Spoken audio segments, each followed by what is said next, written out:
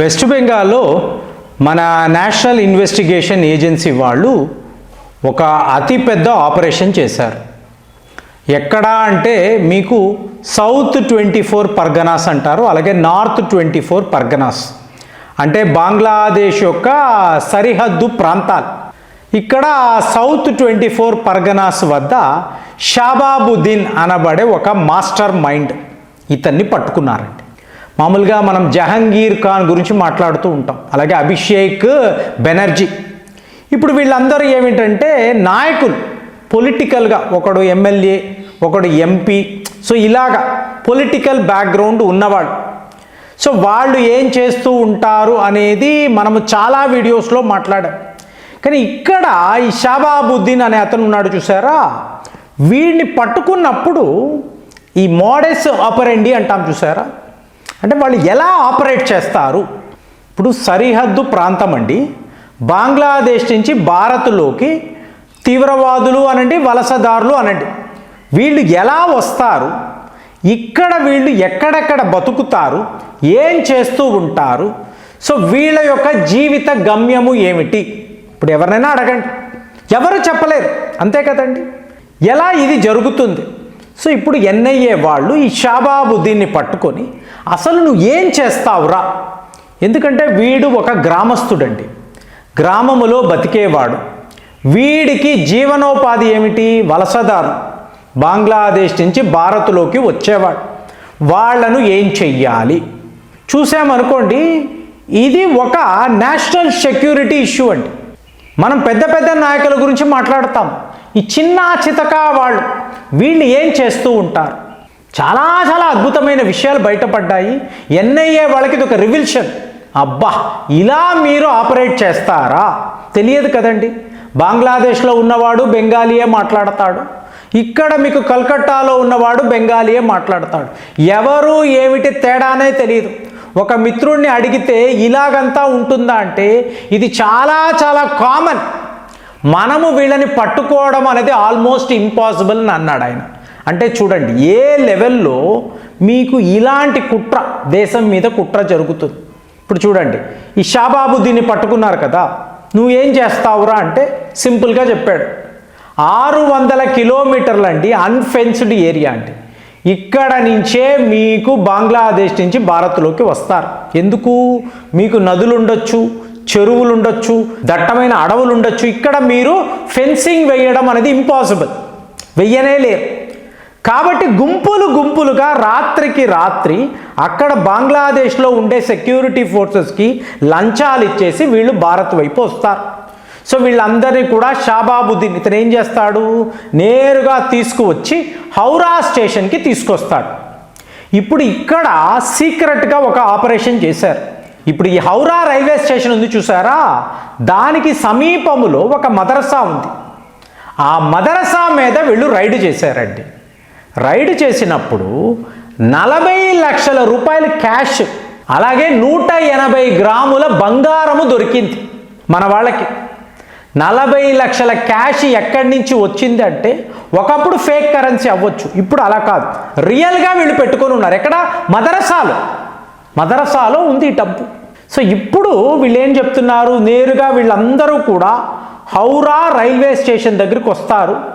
ఈ పలానా మదరసాలో వాళ్ళ పేర్లు, వీళ్ళు ఎక్కడి నుంచి వచ్చారు మొత్తం రాస్తారు.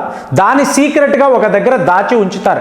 అంటే భారత్లోకి ఎన్ని లక్షల మంది ఈ వలసదారులు ప్రతి సంవత్సరం వస్తారు, ఈ డేటా సిఐఏ వాడి వద్ద ఉంటుంది, ఐఎస్ఐ వాడి వద్ద ఉంటుంది. అంటే ఏ స్థాయిలో మన వాళ్ళు వెస్ట్ బెంగాల్ని ఆక్రమిస్తున్నారు ఇది తెలియాలి.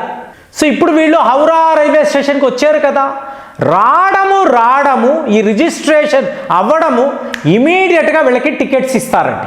టకా టికెట్స్, మీరే అడగడానికి ఉండదు. ఒక బ్యాగ్ ఉంటుంది, బట్టల బ్యాగ్ ఉంటుంది అంతే. వీళ్ళు ఎక్కడికి వెళ్తారంటే టాప్ ప్రయారిటీ ఢిల్లీ.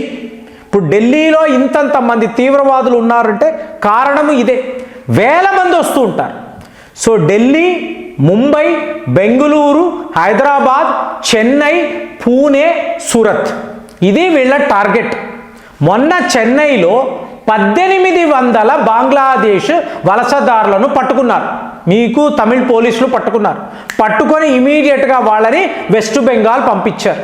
ఇప్పుడు హైదరాబాదులో ఓల్డ్ సిటీలోకి వెళ్ళి వెతకడానికే కష్టం.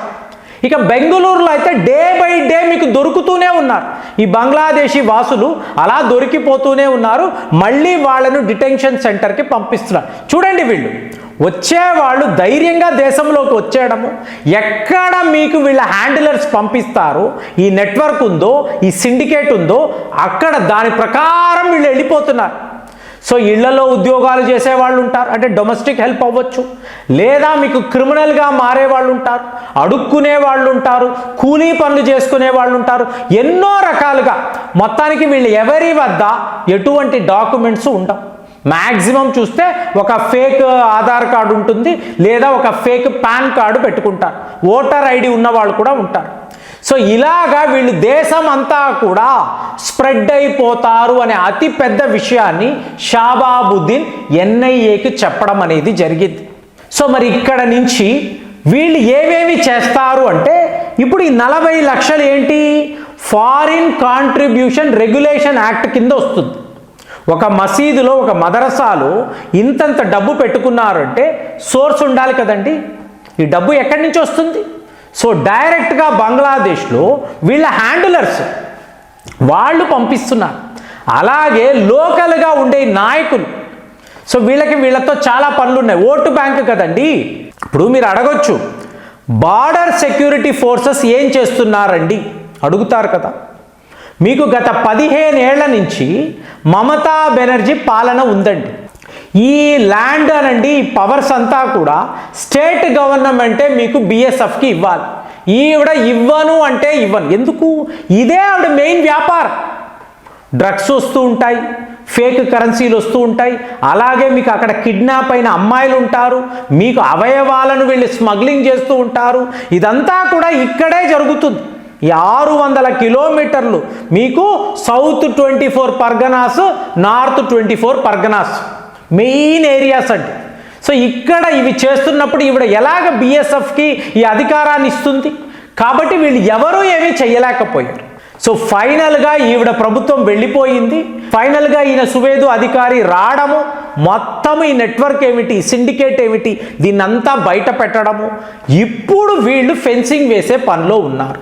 సో వేస్తున్నప్పుడే అసలు మీ అందరినీ ఎవరు పంపిస్తారు, భారత్లోకి రావడానికి మీ నెట్వర్క్ ఏమిటి అంటే, ఈ షాబాబుద్దీన్ అనబడే వ్యక్తి గురించి వీళ్లకు తెలిసి అతన్ని పట్టుకొని నువ్వు ఎలారా ఆపరేట్ చేస్తావు అంటే, యావత్తు భారత్లో మా నెట్వర్క్ ఉంటుంది. ఇది ఒక బ్యాంకింగ్ సిస్టమ్ అండి. మీకు బ్యాంకుల్లో ఒక అకౌంట్ ఓపెన్ చేస్తారు, తరువాత అకౌంట్ని వేరే వాళ్ళు ఆపరేట్ చేస్తారు. ఆ డబ్బంతా కూడా, ఇటు తీవ్రవాదులు పంపించే డబ్బంతా కూడా ఈ బ్యాంక్ అకౌంట్స్లోకి రావడము, ఇక్కడ నుంచి వీళ్ళు ఆయుధాలు అనండి, బాంబులు అనండి, మత మార్పిడి అనండి, ఎన్ని రకాల కుదిరితే అన్ని రకాల వీళ్ళు బ్యాంక్ అకౌంట్స్తో సహా ఆపరేట్ చేస్తున్నారు. రిజర్వ్ బ్యాంక్ ఆఫ్ ఇండియా ఒక చట్టాన్ని పెట్టింది.